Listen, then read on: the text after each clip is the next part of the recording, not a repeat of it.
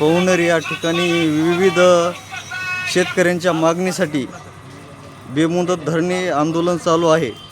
तर आंदोलकांना विचारू की त्यांच्या मागण्या काय आहेत, काय आहेत आपल्या मागण्या? आमच्या मागण्या आहेत की सगळ्या गावातून सगळं पूरग्रस्त गाव झालेलं आहे आणि या पूरग्रस्त गावात कोणाचे विहिरी बुजून गेल्या, कोणाचे कडबे वाहून गेले, कोणाचं शेतात पाणी घुसून बरंचसं खरडण झालं आहे, त्याचे पंचनामे व्यवस्थित केले नाहीत।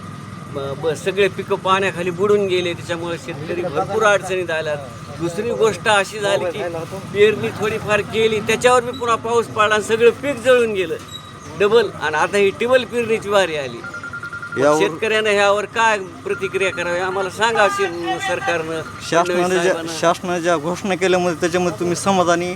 आम्ही शासनाच्या घोषणा तर समाधानी नाहीतच, सगळ्या फुसक्या घोषणा दिसायल्यात मला याच्यात काही दिसत नाही। 5-5 आणि 4-4 हजार रुपये हेक्टरी टाकले तर काय ते पुरणार आहे?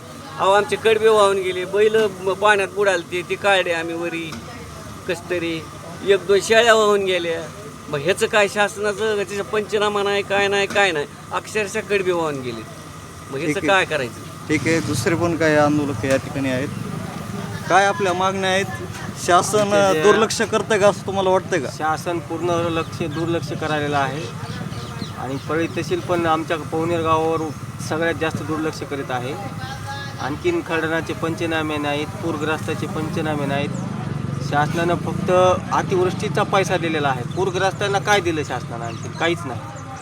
त्याच्यात 40% शेतकरी असे आहेत की ते नादूस झालेले आहेत, त्यांचं शेतामध्ये काही राहिलेलं नाही, कापूस राहिलेला नाही, सोयाबीन राहिलेलं नाही, काहीच राहिलेलं नाही।